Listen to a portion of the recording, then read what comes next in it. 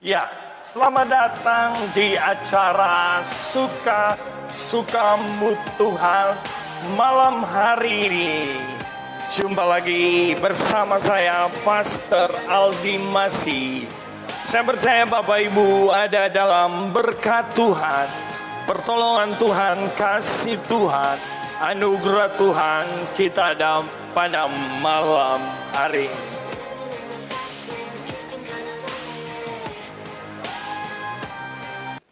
Saya percaya malam hari ini jumpa lagi dalam tayangan Suka-Sukamu Tuhan.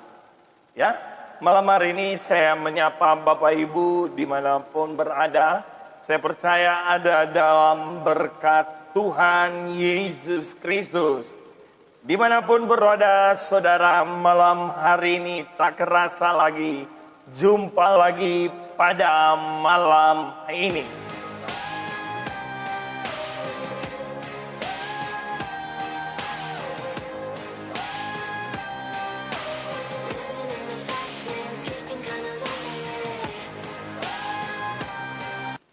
Sambil menunggu narasumber kita malam hari ini adalah Pastor Dr. Fernando Saera.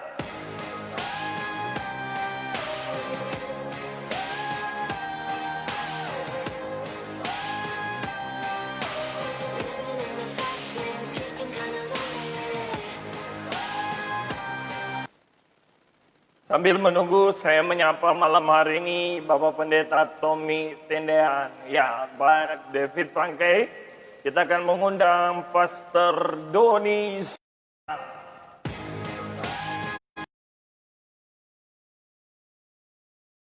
Sambil menunggu beliau akan nyambung. Ya.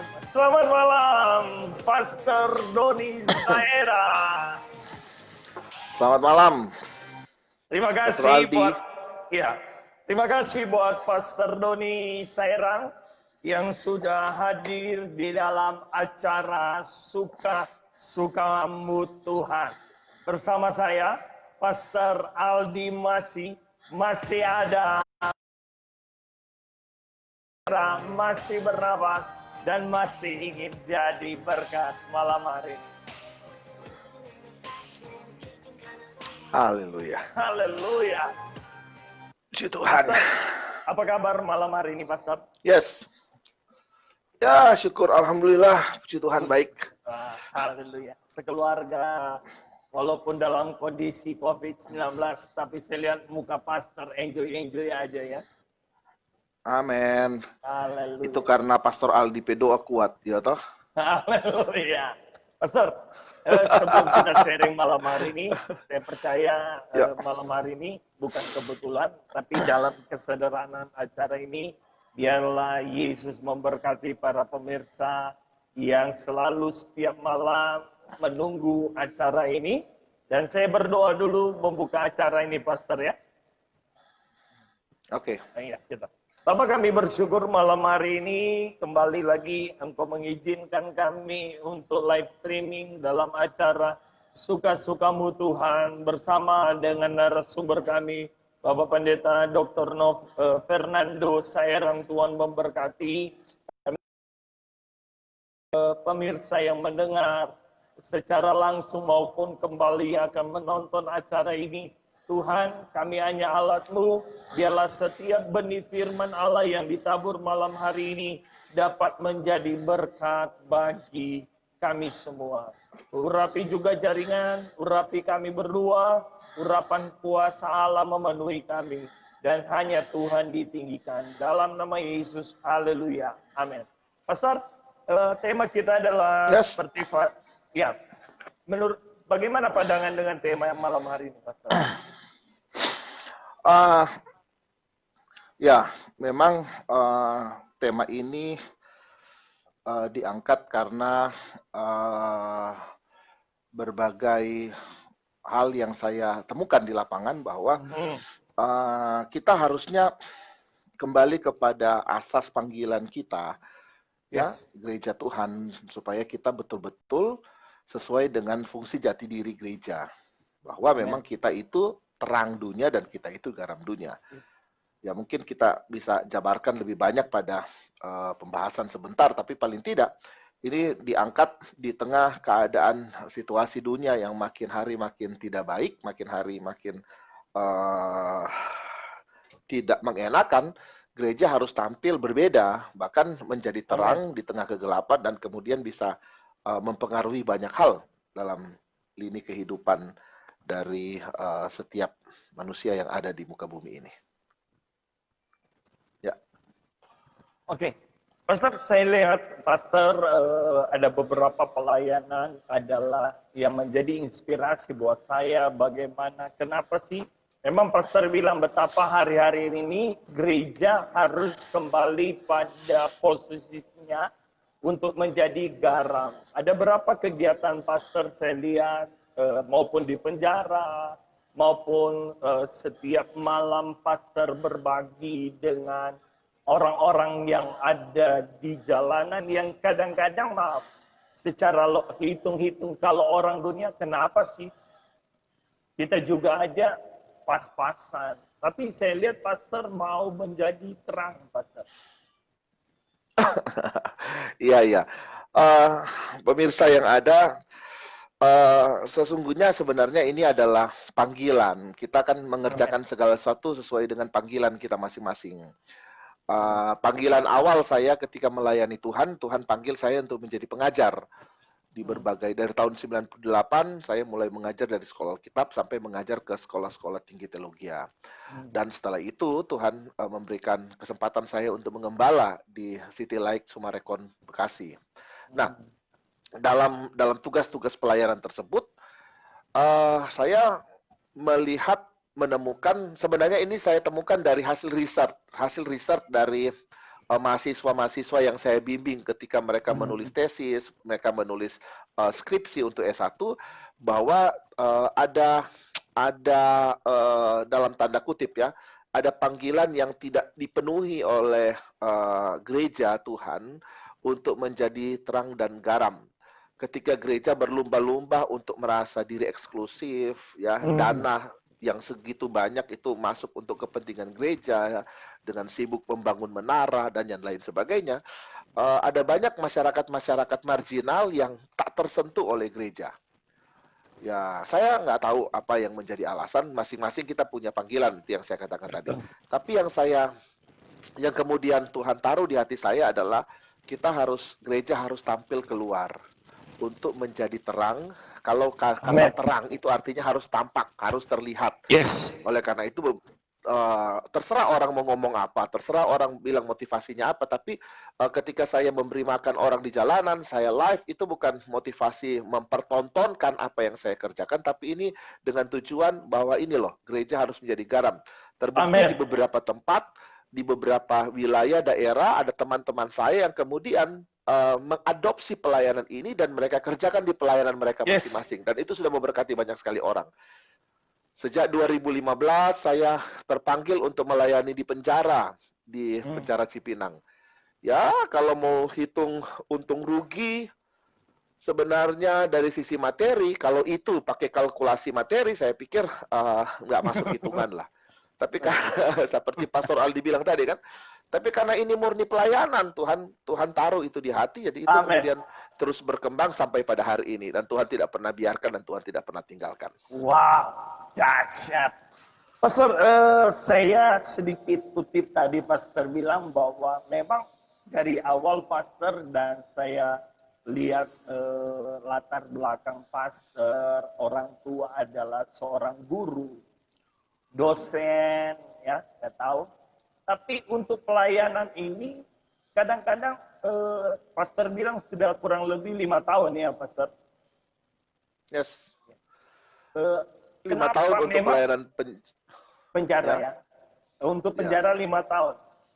Tapi untuk pelayanan yang saya lihat sedang berjalan ini, kan saya pikir sebenarnya pelayanan pemulung itu sudah sejak 2016, tapi kemudian terhenti karena satu dan lain hal. Kemudian itu mulai lagi jalan di tahun kemarin, tahun awal 2019 itu rutin sampai pada hari ini. Yes, luar biasa. Jadi saya begini, Pastor bilang tadi bahwa itu ada dari tesis dari mahasiswa ya. Ya, Tesis dari ya mahasiswa ada. sehingga Jadi mereka gimana? membuat riset penelitian tentang bahwa ternyata yang terlihat bahwa gereja, ya coba saya bisa lihat, ya dikatakan gereja dan komunitas Kristen seringkali akhirnya mendapat kritikan dari luar. Kenapa di bagian ini dikatakan mendapat kritikan dari luar? Penyebabnya karena terlalu jauh jarak antara gereja dan masyarakat sekitar. Gereja dekat dengan orang gerejanya, ya, gereja dekat dengan sesama gerejanya. Tapi dalam komunitas bermasyarakat, ya, tidak semua gereja bisa terlibat langsung dalam segala hal yang berhubungan dengan kemasyarakatan. Dan ketika gereja mau tampil untuk keluar di tengah masyarakat, justru dari kaum gereja sendiri yang kemudian mengatakan, itu nggak perlu, itu kan bukan hal-hal rohani, kita harus kerjakan yang rohani, yang semuanya berhubungan dengan gereja. Itu loh, Pastor Aldi. Wow, saya merinding sedikit Pastor bilang kalau ada gereja yang menganggap tidak perlu Pastor. Alasan kenapa Pastor? Kalau Pastor melihat. Nah, ada beberapa indikator yang kemudian diangkat dalam penelitian tersebut. Pertama, ada yang kemudian menemukan bahwa gereja terpanggil, orang bilang begini, kita bahasa sederhananya begini, kita harus matangkan dulu yang ada di dalam. Itu istilah case-nya. Kita matangkan dulu yang ada di dalam jemaat dulu yang kita perlengkapi. Nah, sampai kapan kita memperlengkapi jemaat ya? Dan kemudian setelah itu baru turun terjun ke lapangan. Nah, pertanyaannya sampai kapan? Lapangan. Nah, saya berpikir ya udah sambil kita memperlengkapi jemaat, kita juga harus terjun ke lapangan dan save money, uang yang ada di dalam gereja, ya saya pikir itu waktunya di mana gereja harus terlibat, bukan hanya perhatian, tapi dananya juga terlibat untuk sosial masyarakat.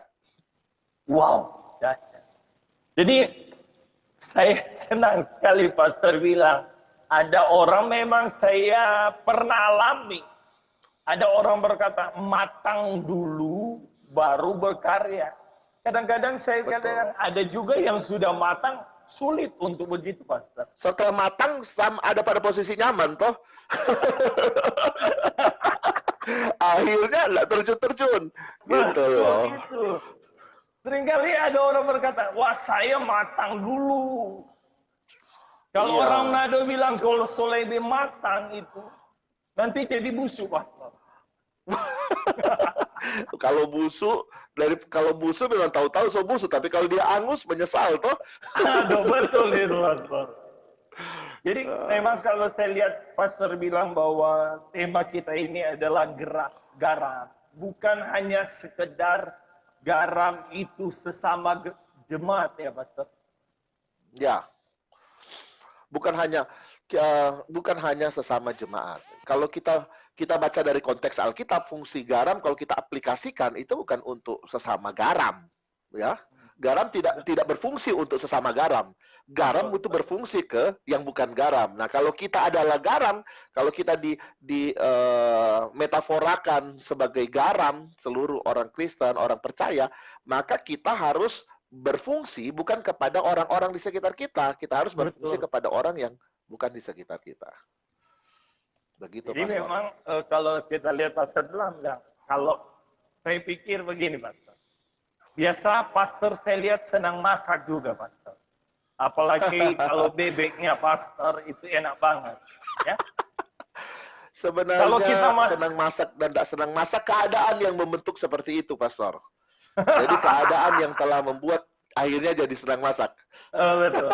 Tapi memang betapa pentingnya ya seenak makanan mau bebek rica-rica, ayam panggang. Tapi kalau tidak ada garam, tidak enak ya Pastor. Benar. Nah, betul.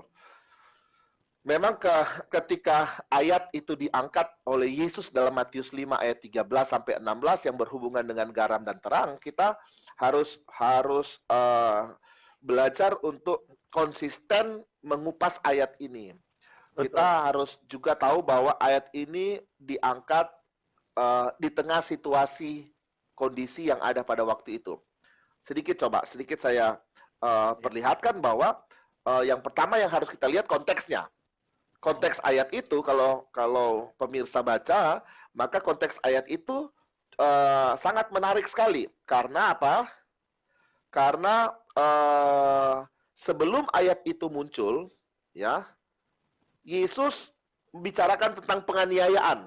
Pada ayat 10 sampai ayat 12 dari Matius 5, dia bicara tentang penganiayaan.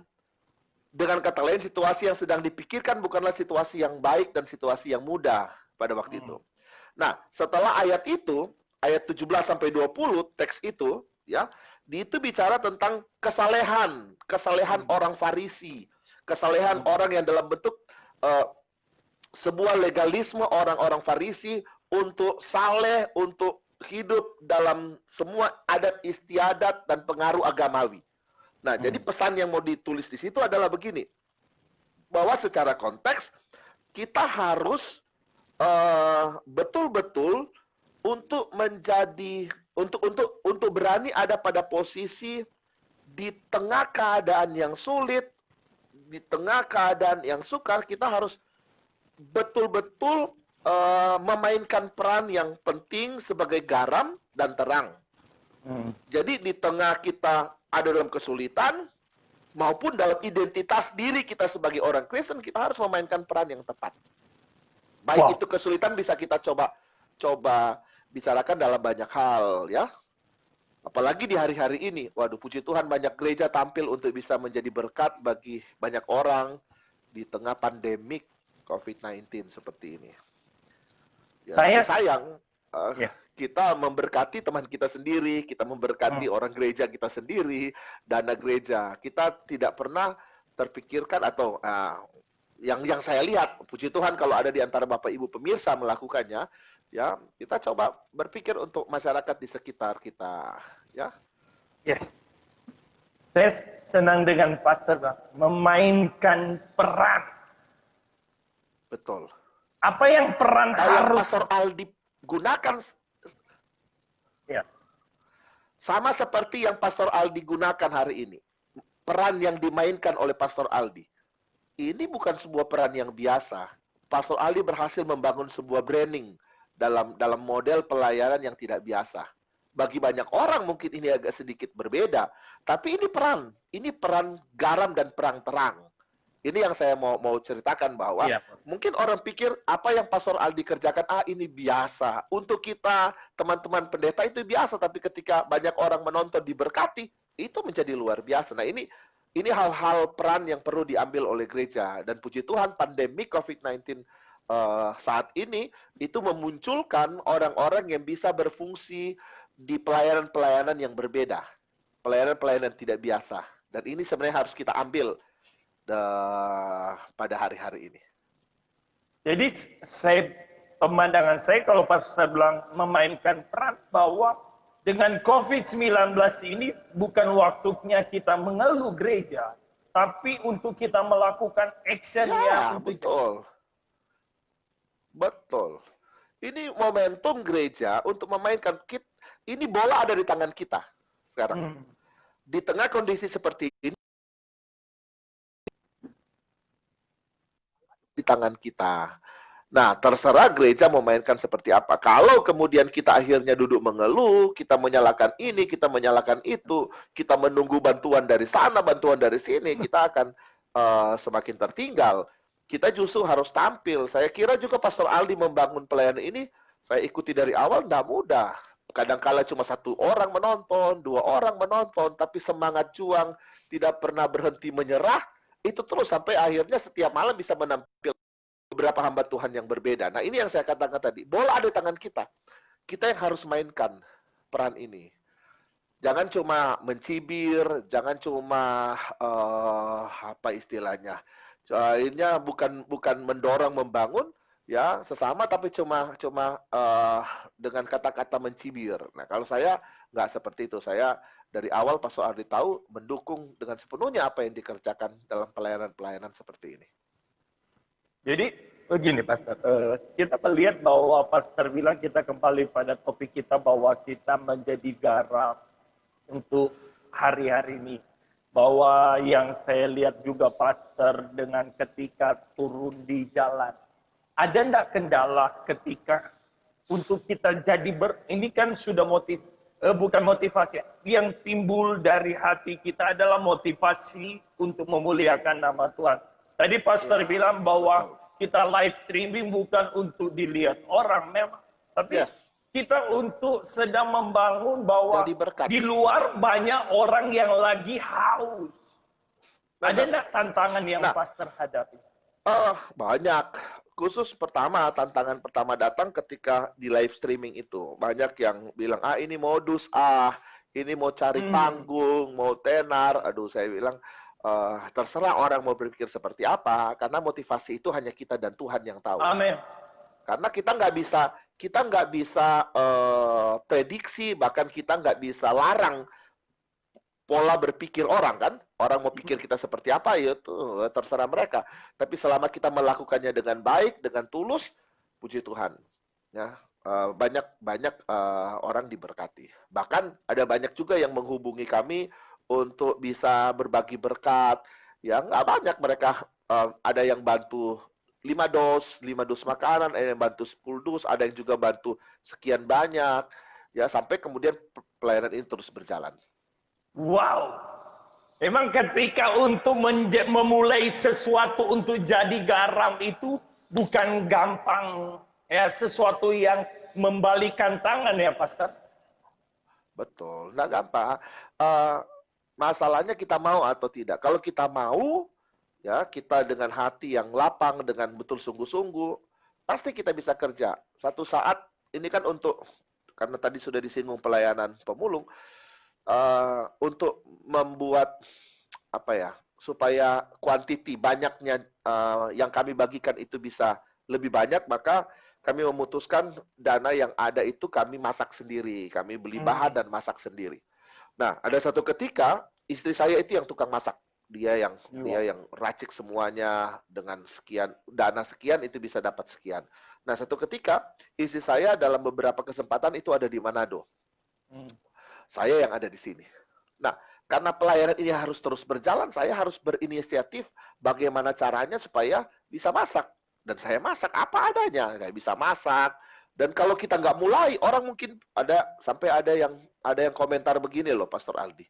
Bagaimana? Dokter kok cuma jadi tukang masak. Ada benar, ada yang bilang begitu. Dalam sekali. Ya kan? Cuma jadi tukang masak, cuma bagi-bagi itu di pinggir jalan. Nah, itu terserah orang mau berpikir seperti apa, tapi saya melakukannya dengan tulus, dengan sukacita. Saya nggak peduli orang mau ngomong apa. Kalau kita bisa lihat orang-orang susah itu tersenyum terima makanan, itu sebuah sukacita yang luar biasa dalam pelayanan kami. Wow, kata ada orang bilang dokter cuma mau masak orang makan. Tapi saya percaya dalam perjalanan yang saya alami, Pastor, ketika kita ketemu dengan orang itu, ada sesuatu yang tidak bisa dibeli dengan gelar, ya Pastor? Betul. Ini bukan soal gelar, tapi ini soal panggilan hati. Panggilan hati, ya? Soal panggilan hati. Gelar itu makanya saya nggak pernah pakai gelar saya untuk urusan pelayanan. Itu kecuali di dunia pendidikan. Kalau dalam dunia pelayanan, pengembalaan, saya nggak pernah pakai gelar saya. Pastor Aldi tahu kan? Saya nggak selalu mendaftar di OCC, saya mendaftar Doni Saerang. Saya nggak pakai semua gelar. Karena gelar saya pikir itu dunia pendidikan lah. Pendidikan. Untuk itu. Kalau yang ini ya kita harus betul-betul dengan pelayanan, dengan hati yang terpanggil kepada Tuhan. Selagi Tuhan berikan kesempatan untuk melayani. Ya, ini kesempatan kedua yang Tuhan berikan kepada saya untuk tampil lagi melayani, dan saya pikir saya nggak mungkin sia-siakan pelayanan ini. Wow, luar biasa. Memang kadang-kadang untuk sesuatu yang pasti itu, ya buat saya sudah lewatin itu, Pastor. Tapi yang ketika Pastor berbagi dengan orang itu, bagaimana respon orang itu? Ya. Waduh. Beberapa pelayanan kami 1, 2, 3 kali kami melayani, kami jalan, kami cuma kasih, kami nggak pernah bicara apa-apa, cuma makan ya, Tuhan memberkati, bukan Tuhan Yesus, Tuhan memberkati. Ketemu orang makan ya Pak, ayo Pak makan, Tuhan memberkati. Terjadi berulang-ulang. Sampai satu ketika, ada beberapa ternyata dari mereka yang diberkati dengan kata-kata dan juga selain makanan yang kami berikan, ya pasti mereka senang. Ada bahasa-bahasa itu yang kemudian diberkati. Nah, bahasa-bahasa Tuhan memberkati itu kemudian mereka simpulkan bahwa kami ini datang dari komunitas gereja. Jadi ada di antara mereka yang tanya, Pak, gereja di mana? Ya karena mereka tanya gereja di mana, kami sebutkan gereja di CLC Sumarekon Bekasi, di Ruko Bekasi. Nah, dengan begitu, beberapa di antara mereka yang tidak pernah gereja, itu beribadah bersama dengan kami. Yes. Bahkan saya katakan, rumah kami buka menjadi rumah singgah bagi teman-teman pemulung. Anytime, kapan saja mereka mau datang, mereka bisa mandi di sini, mereka bisa makan, ya. Bahkan di rumah kami sempat 3-4 orang yang tinggal, anak-anak jalanan itu tinggal. Sekarang ada satu, beberapa di antara mereka sudah kerja. Kami carikan mereka kerja. Kami coba buat mereka supaya pertama mereka harus dipastikan mereka sehat. Mereka bersehat, mereka bersih, mereka bisa makan, dan kemudian mereka bisa kerja. Di beberapa di antara mereka itu sudah oleh kemurahan Tuhan, ya semua kemurahan Tuhan. Akhirnya mereka menyerahkan diri dibaptis. Kami nggak pernah panggil. Kami nggak pernah ajak, kami nggak pernah paksa. Waktu mereka datang ikut beribadah, mereka merasa diri terpanggil. Mereka yang ngomong kepada kami, kepada istri saya, Bu, saya dibaptis saja ya. Ya saya bilang jangan dulu, mesti betul-betul pasti. Yes. Dan kemurahan Tuhan, ya beberapa di antara mereka dibaptis untuk hormat kemuliaan nama Tuhan. Amin. Wow, malam hari ini saya pegang firman Allah. Satu jiwa itu berharga. Kalau saya ingat waktu dulu perkemahan, Tuhan yang panggil. Biasa saya ingat ada Bapak Pendeta Wotulo atau siapa, satu jiwa itu berharga. Berharga. Wah luar biasa. Dia nggak lihat dari latar belakang. Tapi saya lihat malam hari ini menjadi sesuatu kuat buat saya. Pastor bilang bahwa menjadi penghiburan. Satu penghiburan seorang hamba Tuhan adalah ketika orang itu bertobat, ya. Betul. Betul itu. Bukan hanya sekedar penghiburan, tapi ini sebagai sebuah barometer, ukuran dari tingkat pelayanan kita yang betul-betul tepat sasaran.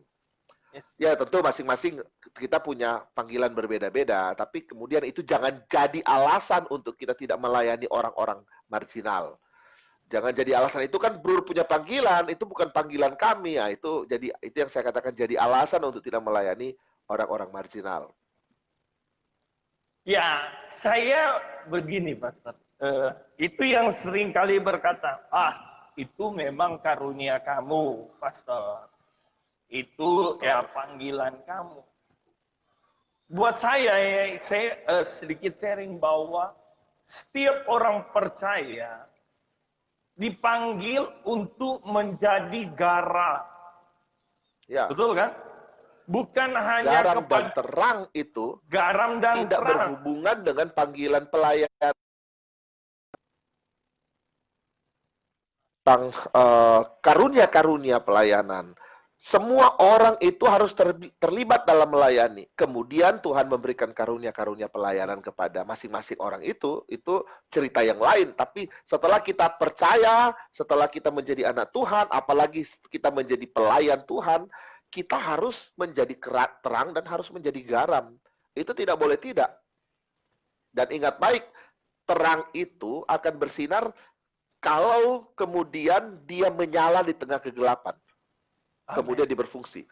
Kalau dalam keadaan terang benderang kita pasang lampu itu kan nggak ada fungsinya. Jadi harus ada di tengah kegelapan. Yang kedua, bahwa garam itu berfungsi itu bukan di tengah sesama garam. Dia untuk ayat ini diambil dari tradisi kuno Yahudi, garam itu berfungsi dalam dua hal. Yang pertama untuk mengawetkan dan yang kedua untuk menjadi penyedap. Artinya begini, kita itu harus tampil sebagai garam di tengah kebusukan dunia. Kita harus datang untuk bisa mengawetkan, mencegah kebusukan. Kita juga harus tampil untuk menjadi penyedap di tengah keadaan yang tidak enak. Pelayanan kita, pribadi kita harus tampil supaya semua orang bisa merasa nyaman. Jangan jadi orang Kristen, orang-orang di sekitar kita nggak nyaman dengan kita. Betul. Ya. Jadi gini Pak, saya lebih senang sekali Pak malam hari ini, kerasa kita, bahwa memang pelayanan untuk jadi garam itu dan terang itu pasti ada harga yang harus dibayar. Pernah enggak pastor, ketika pastor sudah punya maaf ya, ini kita hamba Tuhan hidup karena ayapan Tuhan. Ya, kita tidak dipunya gaji tetap. Ada nggak waktu satu saat pastor ingin berbagi, ya, berbagi dan pastor sudah punya dana untuk itu berbagi, tapi di satu sisi harus ada keperluan untuk rumah tangga. Nah, bulan September 2019, hari Jumat, saya dan istri selesai doa malam, bertanya begini, karena besok Sabtu itu harus ada pelayanan untuk memberi makan pemulung, dan kemudian Seninnya, jadi itu beruntun, Seninnya kami harus memberi makan teman-teman yang ada di Rutan Cipinang. Jadi kami harus mengeluarkan budget yang cukup besar untuk mereka. Besar budget untuk Rutan Cipinang cukup besar, ya. Selain kami memberikan mereka makan, kami juga harus memberikan dana untuk beberapa sipir penjara, baik itu koordinator pelayan dan beberapa sipir yang lainnya. Jadi dana cukup besar. Jadi saya dan istri bertanya, ini besok gimana dananya, ya? Dan kebetulan yang biasa menjadi sponsor, salah satu yang suka menjadi sponsor untuk saat itu tidak ada apa namanya berhalangan. Jadi saya dan istri memutuskan untuk menggunakan dana yang murni yang ada pada kami semuanya untuk 2 event ini. Sementara di saat yang sama tagihan anak-anak sekolah kami ini sudah membengkak. Kami harus bayar tagihan sekolah anak-anak kami. Ini kesaksian hidup dalam pelayanan. Saya tidak bicara, kami nggak pernah berpikir, ya nanti hari terakhir baru kami tahu bahwa Tuhan itu bekerja luar biasa. Amen. Dan ini sebenarnya menjadi tujuan yang kami rencanakan. Kami hanya melayani saja. Saya punya anak 4, ya, dan mereka masing-masing sudah ada terlambat membayar uang sekolah. Dan dana yang kami miliki itu sebenarnya kami harus bayar uang sekolah mereka untuk mereka bisa ikut ujian. Saya lupa ujian UTS atau ujian tengah semester mereka. Kalau nggak ikut, kalau nggak bayar itu nggak ikut. Nah, ada WA dari sekolah mengatakan nanti kalau nggak bayar anak-anak nggak boleh ikut ya. Tapi setelah besoknya saya dan istri sepakat untuk dana yang kami punya kami pakai untuk pelayanan. Ya udahlah, anak mau ikut UTS atau enggak karena ini komitmen kami dalam pelayanan, ya sudah kami melayani. Para Pastor Aldi dan seluruh pemirsa di Suka-Sukamu Tuhan tahu apa yang terjadi. Ya, hari Senin ketika anak kami, ketika mau sekolah, saya bilang ke istri saya, coba telepon dulu sekolah, bisa nggak mereka untuk tidak bayar, tapi mereka bisa ikut ujian. Jadi setelah dikondisikan, puji Tuhan sekolah bilang boleh, tapi dituntut harus buat sebuah perjanjian kapan uang sekolah ini harus dibayar. Itu saya bilang, Mbak Tuhan, kami nggak tahu kapan ada dana masuk, tapi yang pasti setelah ada dana masuk kami langsung bayar. Ya, Bapak Ibu Saudara tahu apa yang terjadi. Ya, itu hari Senin. Hari Selasa, ya kami terbiasa, saya, istri dan anak-anak sebelum tidur kami doa keluarga dulu. Setelah kami berdoa, ya berdoa juga untuk kebutuhan anak-anak. Setelah kami berdoa, pas amin, tiba-tiba ada telepon WA masuk. Ya, istri saya selalu kalau dari ibu ini yang telepon, dia suka loudspeaker, dan waktu di loudspeaker, ya, kata pertama yang keluar dari telepon itu yang terdengar itu ngomong begini, Rin, Don, anak-anak pe uang sekolah so bayar. Terus saya ngomong ke istri saya, coba tanya anak yang mana, kita kan punya anak 4 nih. Anak yang mana? Jadi waktu tanya bilang, yang mana? Semua. Wow. Nah, anak saya yang pertama tahun kemarin baru masuk SMU. Dananya masih kurang 12 juta untuk uang pembangunan. Masih kurang 12 juta umur. Plus dengan uang sekolah. Jadi waktu saya dan istri masukkan semua dana yang kurang, tagihan untuk anak-anak. Tahu enggak? Malam itu hampir 20 juta. Wow. Diselesaikan oleh Tuhan. Yes. Ya, itu cuma dimulai dari keberanian untuk memberkati orang, keberanian untuk memberi di tengah-tengah keadaan yang sulit, tengah keadaan sukar, kita tidak boleh tidak harus tampil sebagai garam dan harus tampil sebagai terang. Luar biasa. Jadi memang saya percaya bahwa ketika kita punya action, kita memang komitmen, Tuhan pun tidak akan diam, ya Pak. Ya. Memang saya tidak sedang menguji, berarisan dengan Tuhan. Enggak. Hari ini saya beri, besok Tuhan kasih, enggak. Tuhan berkati atau Tuhan enggak berkati pun, Tuhan ganti atau enggak, tetap pelayan ini sudah kontinu akan kami jalan. Nah, dengan motivasi itu kami tetap terus menjaga hati. Karena jangan sampai motivasi ini tercorek hanya karena hari ini apa yang kami berikan kepada Tuhan seperti diganti berlipat kali ganda. Tapi kami juga sadar bahwa pemberian dari Tuhan itu pasti Tuhan beri sesuai dengan kapasitas kami dan pelayanan-pelayanan kami kerjakan. Wow. Kasih karunia Tuhan lah, Pastor Adli. Kasih karunia. Kita adakan kasih karunia Tuhan. Jadi, betul. Sehingga kalau kita sudah menerima kasih karunia Tuhan, pasti kita mau bergerak, ya. Betul.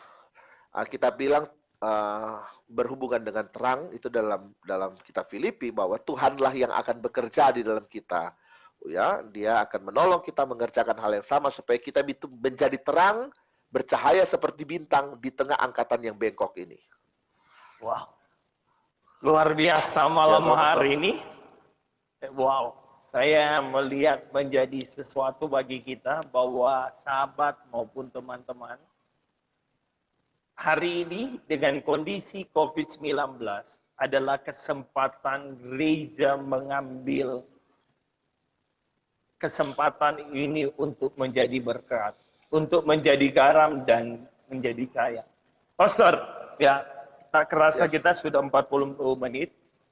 Yang saya mau nanya ke Pastor begini, bagaimana harus kita yang pernah sedang bergerak mengajak teman-teman, mengajak gereja, anak Tuhan, untuk masuk dalam kegerakan hal ini?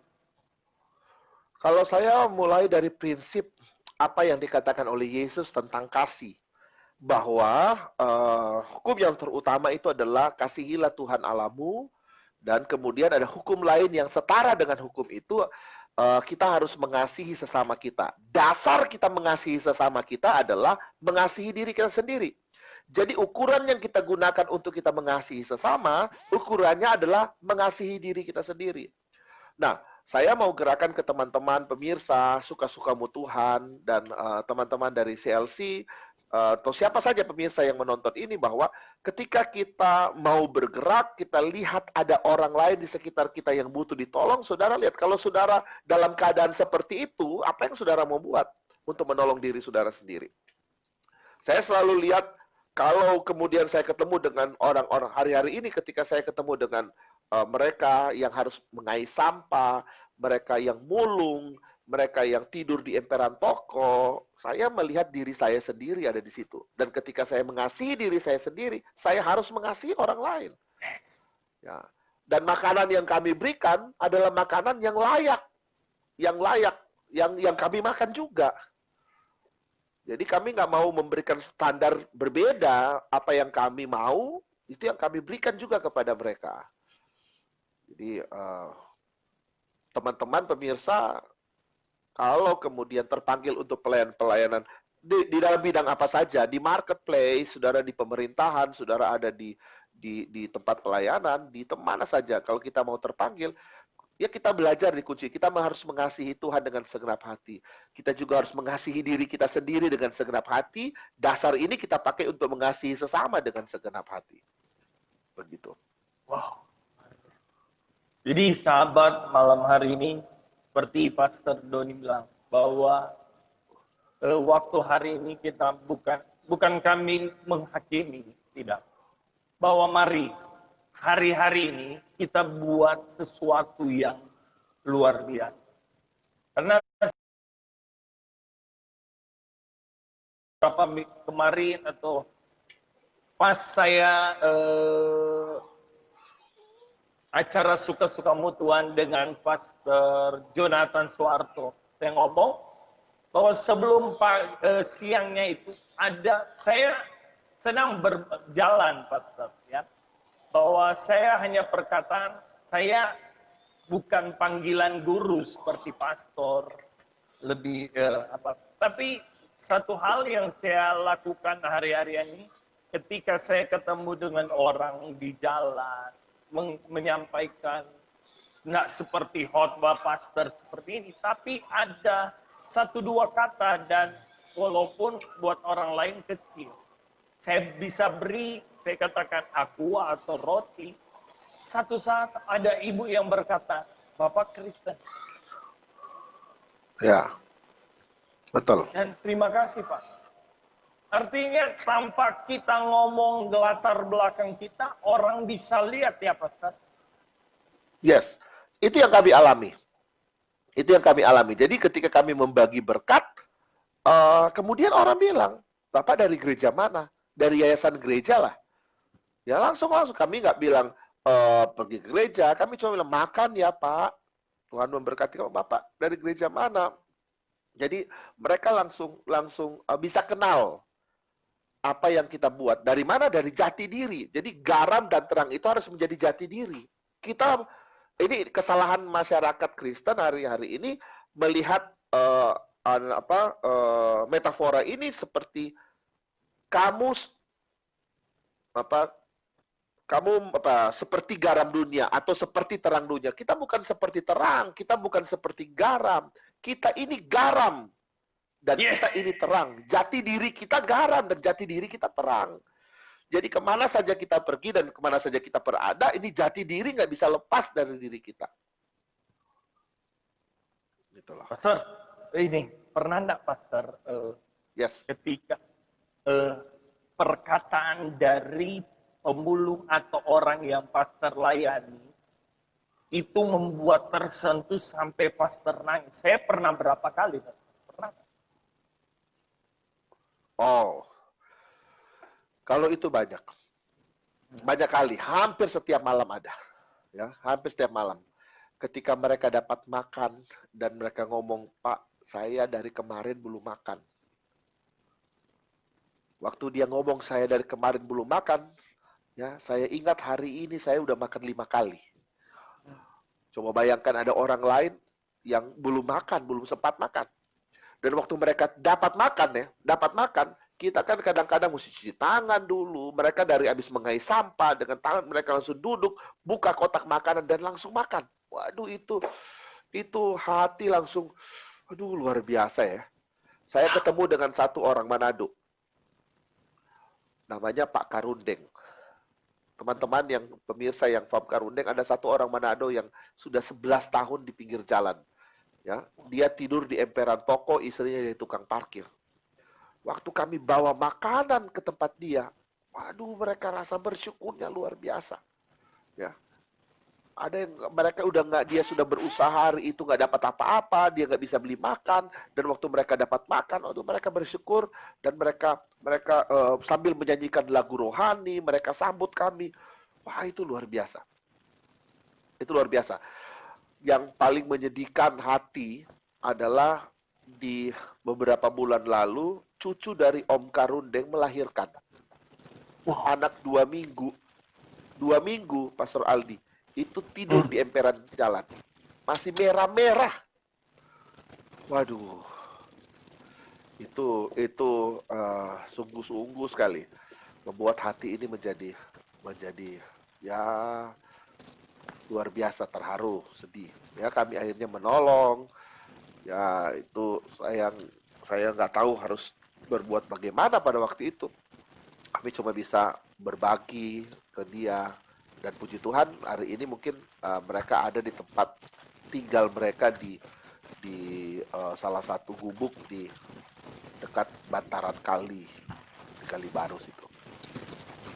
Luar biasa, Pastor. Memang berbicara untuk jadi garam dan terang itu dengan kondisi hari-hari ini, bukan saya katakan bahwa mereka yang sementara ini, yang belum seperti Pastor, tapi hari ini kita mengajar bahwa di luar banyak orang yang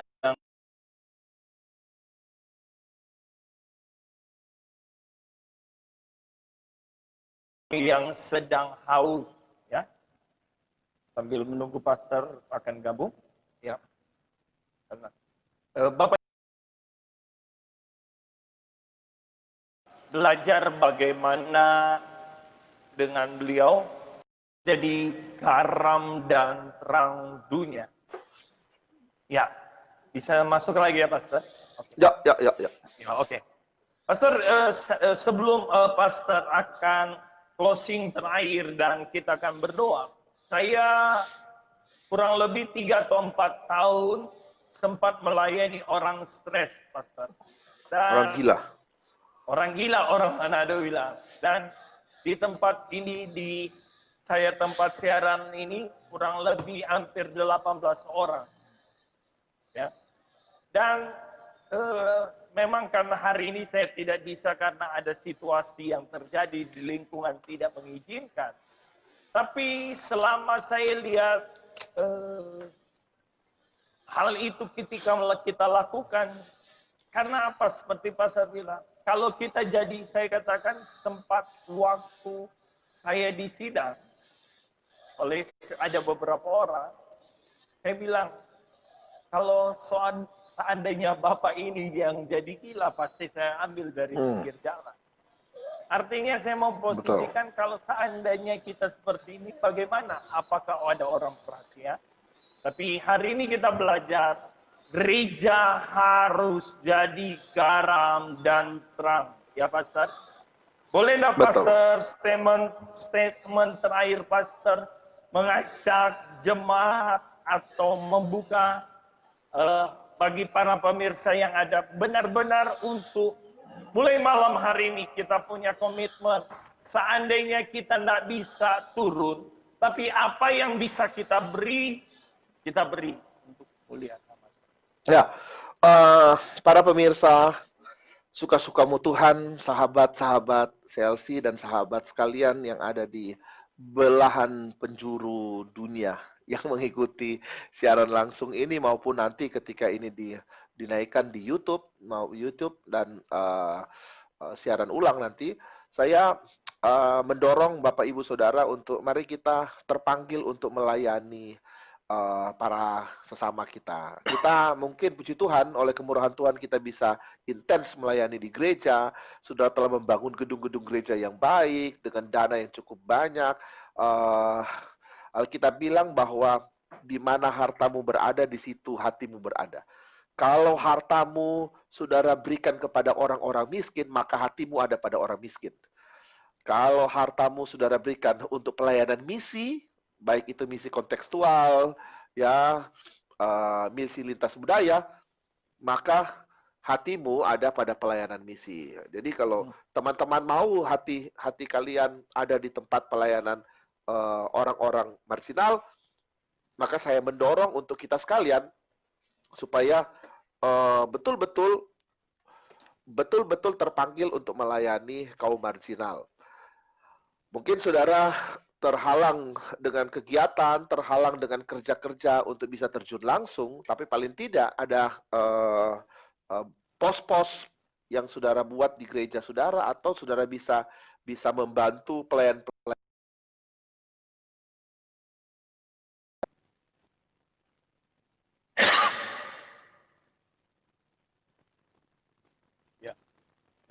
Ya, oke.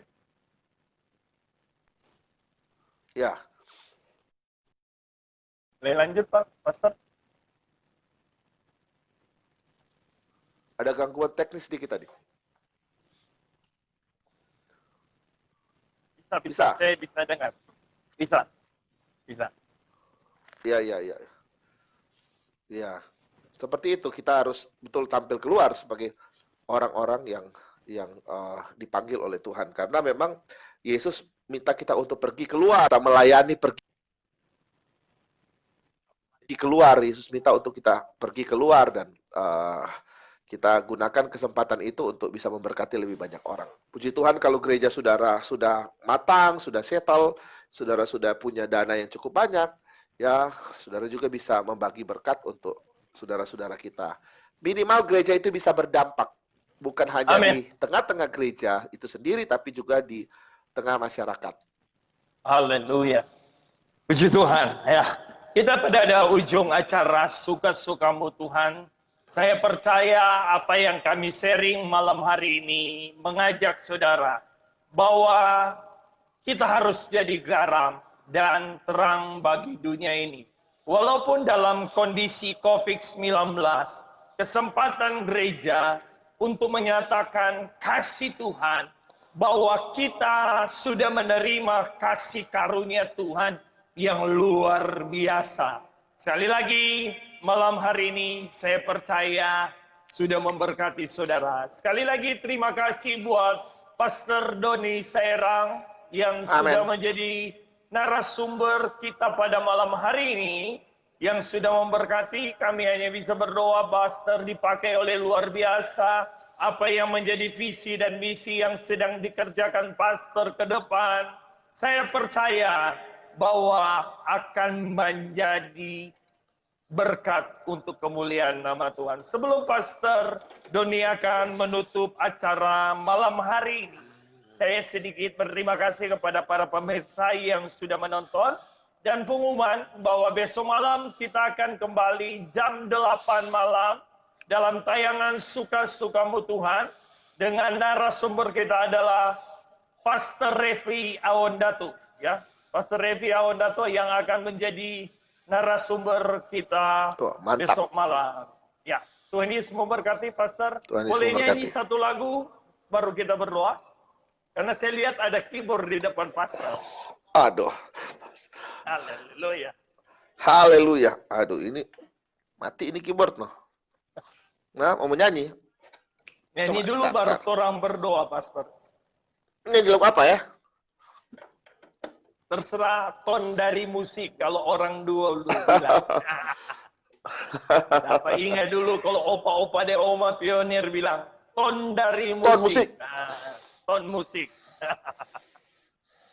Haleluya.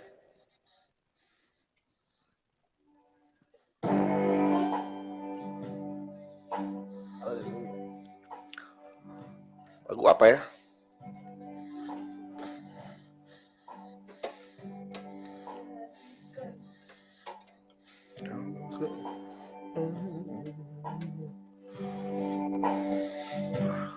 Lagu apa, Pastor Aldi? Terserah Pak. Silakan. Yesus yang termanis. Ya, betul? Yesus yang termanis itu akan memberkati para pemirsa maupun sahabat yang malam hari.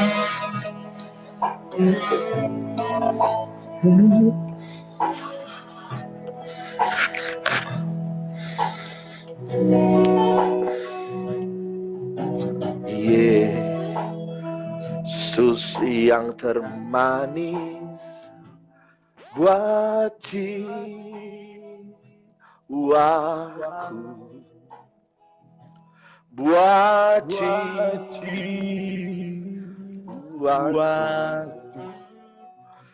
buat jiwaku.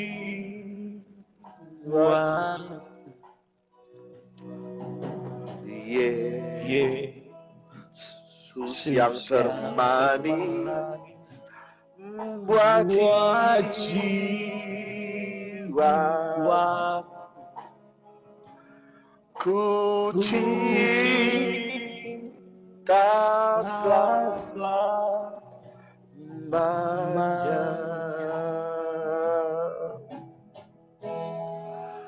Haleluya. Ya. Oke? Oke, Pastor bisa berdoa, Pak. Biarlah Ayo, kita jadi mari kita berdoa. Untuk Pastor Aldi, terima kasih banyak sudah mengundang saya di channel Suka-Sukamu Tuhan. Tuhan pasti akan menolong, memberkati Pastor Aldi dan seluruh pelayanan ini menjadi berkat. Amin. Followers semakin banyak dan nama Tuhan dipermuliakan. Mari kita berdoa. Amin. Bapak hamba berdoa dalam nama Tuhan Yesus Kristus secara khusus untuk program Suka-Sukamu Tuhan. Ini menjadi berkat bagi banyak orang. Apapun yang dikerjakan oleh Pastor Aldi dan channel ini, Tuhan memberkati. Tuhan buat dia menjadi berkat. Di mana saja dia ada, di mana saja dia pergi, Tuhan terus memberkati. Tuhan hamba berdoa untuk semua pemirsa yang menonton siaran ini, apa saja yang menjadi kebutuhan mereka di tengah pandemi COVID-19. Di tengah keadaan sulit seperti ini, mereka tetap bercahaya. Mereka tetap bisa menjadi garam, mereka bisa menggarami dunia, mereka bisa datang sebagai cahaya terang di tengah kegelapan. Mampukan mereka. Yang kami inginkan, berikan mereka Tuhan keinginan, kemauan, keberanian untuk bisa melangkah menjadi terang. Melangkah untuk bisa menjadi garam di mana saja mereka berada. Mereka yang sakit disembuhkan dalam nama Yesus. Mereka yang sedang ada dalam kesusahan, Tuhan Yesus yang luar biasa datang untuk bisa memberikan sukacita yang baru kepada mereka. Bahkan kalau hari-hari ini ada di antara mereka yang sedang ada di persimpangan jalan, daripada jalan buntu, nggak tahu harus berbuat apa, Tuhan menerangi mereka, memberikan jalan yang baru bagi mereka untuk berkarya di tengah-tengah dunia yang sulit ini. Jadikan umat-umat Tuhan menjadi bintang yang bercahaya di tengah angkatan yang bengkok ini. Jadikan anak-anak Tuhan bisa menggarami dunia di tengah kebusukan-kebusukan dunia hari ini. Kami siap tampil sebagai orang-orang di tengah masyarakat, bagian Kristus yang terpancar dalam diri kami, yang terlihat dari semua orang, untuk mereka bisa nikmati dan mereka bisa mengenal Yesus dari perbuatan-perbuatan kami. Ini doa kami Bapa. Kami serahkan hidup kami sepanjang malam dalam tangan Tuhan. Bahkan kami menyerahkan Pastor Aldi, keluarga, jemaat, dan semua apa yang dia kerjakan diberkati oleh Tuhan. Ini doa kami Tuhan. Kami serahkan semuanya. Tamatkan doa ini sekaligus program ini dalam nama Tuhan Yesus Kristus. Amin. Puji Tuhan, terima kasih Pastor, Tuhan berkati. Ya, puji Tuhan, kita pada ada ujung acara kita bersama saya dalam acara Suka. Masih ada, masih hidup, masih bergerak, masih bernapas, dan masih ingin menjadi berkat. Dan semua untuk kemuliaan nama Tuhan Yesus. Kamu adalah garam dan terang bagi dunia ini. Haleluya. Selamat malam. Sampai jumpa besok malam. Haleluya.